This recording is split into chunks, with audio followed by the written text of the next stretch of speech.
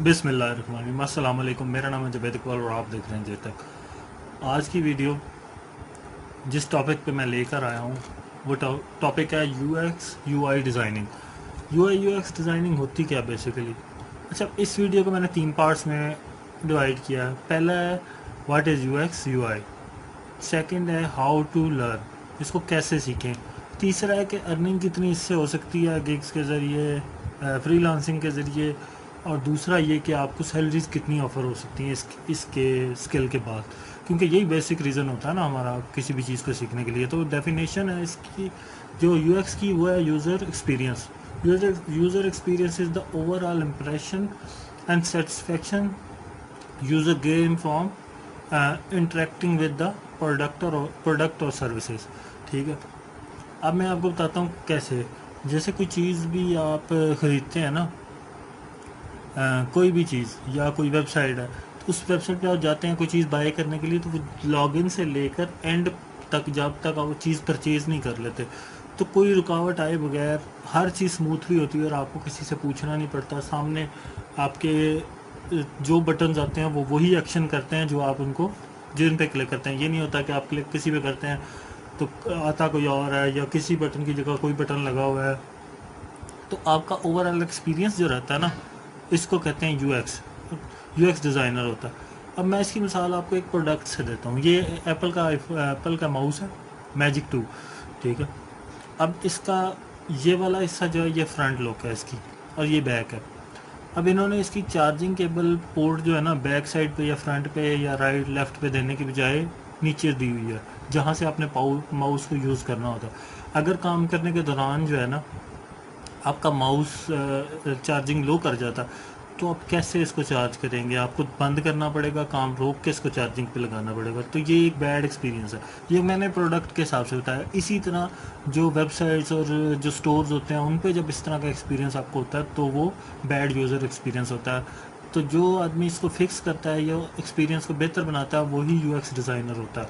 ठीक है, उसके बाद आ जाते हैं यूआई, यूज़र इंटरफेस।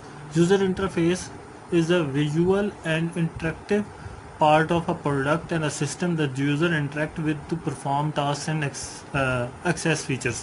ठीक है, तो जो यूज़र इंटरफेस होता है ना, ये बेसिकली खूबसूरती और दूसरा उसकी जिस जगह पे जो चीज़ होनी चाहिए, जो मतलब कि जो आइकन जिस जगह पे होना चाहिए, उसका लुक और उसकी जो क्रिएशन है वो इंटरफेस होता है बेसिकली इसका। ठीक है, ताकि यूज़र की इंटरेक्शन जो है ना वो मतलब ठीक रहे और जो उसके टास्क हैं वो परफॉर्म हो ठीक तरीके से।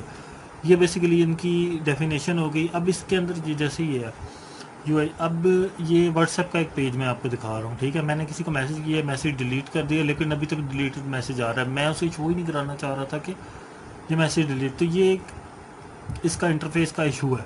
ठीक है, ये एक बग है व्हाट्सएप का। ये एक नॉर्मल सी मैंने मिसाल दी है। अब हम इसको सीखें कैसे? तो मैंने इसको जो है ना रियलिस्टिक वे में सेट किया टारगेट 3 से 6 माह का। कंटिन्यू लर्निंग आप करेंगे विद प्रैक्टिस, तो तब आप start with the fundamental before start with designing the interface. हमें पहले जो है ना फंडामेंटल्स को ठीक है सीखना चाहिए कि पहले ही हम डिज़ाइनिंग यहाँ शुरू कर दें, तो ताकि हमें अंदाज़ा हो कि जो यूज़र है उसके डिज़ाइन, यूजबिलिटी और एक्सेसिबिलिटी क्या होती है। There is many free resource जो यहाँ पे ना बहुत सारे फ्री रिसोर्सेज अवेलेबल हैं जहाँ पे आप ये सीख सकते हैं। Practice practice practice this the best way to learn the UX UI. ठीक है, प्रैक्टिस आपको करनी है सीखने के लिए। इसका you can use the free look like Figma and sketch. ठीक है, फिग्मा और स्केच आप यूज़ कर सकते हैं इसके लिए डिज़ाइनिंग के लिए, क्रिएटिव डिज़ाइनिंग के लिए। Gate feedback on your few designers. अच्छा, जो आपने बनाना है ना उसके बाद आप डिज़ाइनर्स के ग्रुप्स में जाएं, वहाँ जाके अपने उनको पोस्ट करें और बताएं कि मैंने बनाया है। तो उसके बाद आप उनसे फीडबैक वगैरह लें। फीडबैक लेने के बाद जब तक आप फीडबैक नहीं लेंगे अच्छे डिज़ाइनर से आपको पता ही नहीं चलेगा। फिर contribute to the open source projects. जो ओपन सोर्स प्रोजेक्ट्स होते हैं उनके अंदर कंट्रीब्यूट करें। There are many open source projects that need UI UX designers.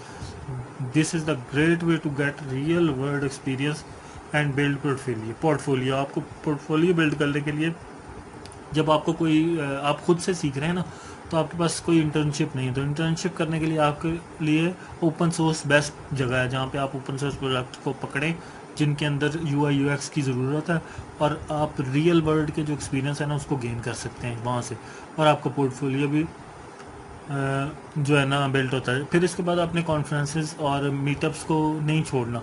ये मैंने पिछली वीडियो में बताया, उससे पिछली में बताया कि आपने मीटअप्स और कॉन्फ्रेंसेस हमेशा अटेंड करनी, ये सबसे ज़रूरी चीज़ होती है। उसके अंदर आपको बहुत सारी चीज़ें सीखने की मिलती हैं, लोग आपको मिलते हैं, बहुत सारे लोग आपके साथ इंटरेक्ट करते हैं, आप जैसे ही स्टूडेंट आपको मिलते हैं, आपसे सीनियर्स मिलते हैं, आपसे जूनियर्स मिलते हैं, तो आपको बहुत सारी चीज़ें सीखने की मिल जाती हैं।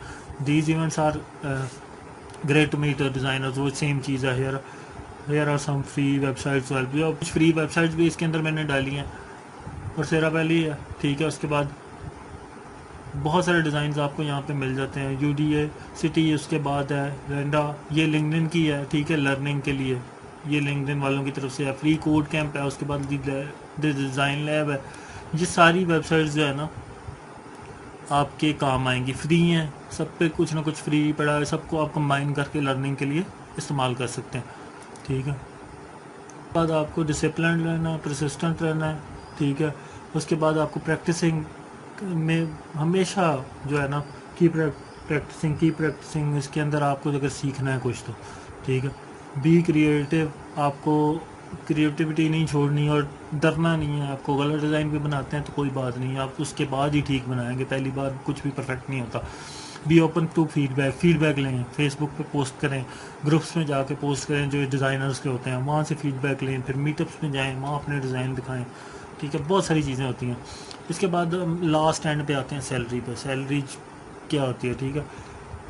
मैंने थोड़ी सी डिटेल इकट्ठी की है कि कहाँ कहाँ कितनी होती है। आप अगर आपने सीखा और आप ज्वाइनिंग देने चले गए विदाउट एक्सपीरियंस, तो आप इसको 10 जो है ना वो कर लेना, इसको 10 से तकसीम कर लेना, ठीक है। तो जितनी लेस सैलरी आएगी ना उतनी आपकी सैलरी स्टार्टिंग लगेगी। मैं एक नॉर्मल सा अंदाज़ा, कोई तो इससे भी कम लग सकती है आपकी, लेकिन इससे ज़्यादा नहीं लगेगी अगर आप बिल्कुल स्टार्टअप में आए। ये है स्किल विद एक्सपीरियंस जिन लोगों का है उनके लिए। यूनाइटेड स्टेट्स में इसकी सैलरी है नॉर्मली 95,000, ठीक है, और USD per year. United kingdom में 55 है, कनाडा में $74,000 है, और ऑस्ट्रेलिया में 87। यही वो मुल्क हैं जहाँ पे नॉर्मली हम रिमोट जॉब्स ढूंढते हैं, ठीक है, क्योंकि ये इंग्लिश स्पीकिंग कंट्रीज़ में यहाँ पे इजी रहता है जॉब ढूंढने के लिए। तो ये बेसिकली ये 4 कंट्रीज़ मैंने यूज़ के निकाले हैं। फिर इंडिया के लिए है $19,000 पर ईयर, पाकिस्तान के लिए $22,000, क्योंकि करेंसी का बहुत फ़र्क है इंडिया और पाकिस्तान का, इसलिए ये पाकिस्तान का ज़्यादा। और पाकिस्तान का आप इसको हाफ़ कर लें, मेरा जहाँ तक खुद का एक्सपीरियंस है मैं इसको हाफ़ कर लूँ, क्योंकि मैं IT की फील्ड में रहा हूँ, कंपनीज़ के अंदर भी आता जाता रहा हूँ, तो मुझे इतना पता है कि इसकी आप हाफ़ कर लें या आप इसको 1/3 पे ले 1/3 के कह रहा हूँ 3/4 पे ले जाएँ, यानी $15,000 पर ईयर, इतनी तकरीबन बनती है सैलरी। अगर डॉलर का रेट जिस तरह तेज़ी से बढ़ रहा है ना, ये इस हिसाब में नहीं आता, काउंटिंग बहुत मुश्किल हो जाती है इसकी।